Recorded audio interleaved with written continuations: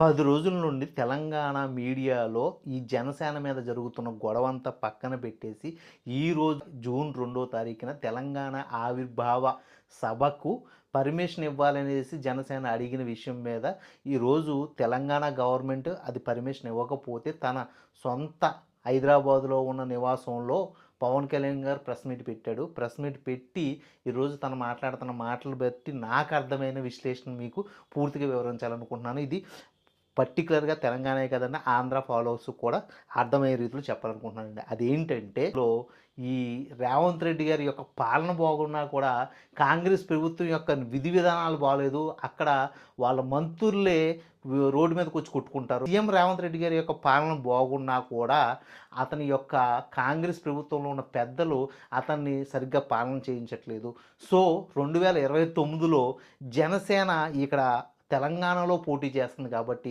దానికి భాగంగా సీఎం రేవంత్ రెడ్డి గారు ఎవరైతే ఉన్నాడో అతను బయటకు వచ్చేసి కూటమి ప్రభుత్వం నుండి అతను సీఎం అభ్యర్థిగా ప్రకటించడం, దానికి జనసేన అండ్ బీజేపీ లేకపోతే టీడీపీ ఇలా చెప్పుకుంటూ పోతే ఈ పార్టీలన్నీ మద్దతిచ్చి అతన్ని అయితే మాత్రం సీఎం అభ్యర్థిగా ప్రకటించబోతున్నాయి అనే విధంగా అయితే మాత్రం ఈరోజు జనసేన పార్టీ ఆవిర్భావ సభ ఏదైతే తెలంగాణలో జరిగిందో దాంట్లో ఆ ప్రెస్ మీట్ చూస్తూ ఉంటే నాకు అనిపించింది.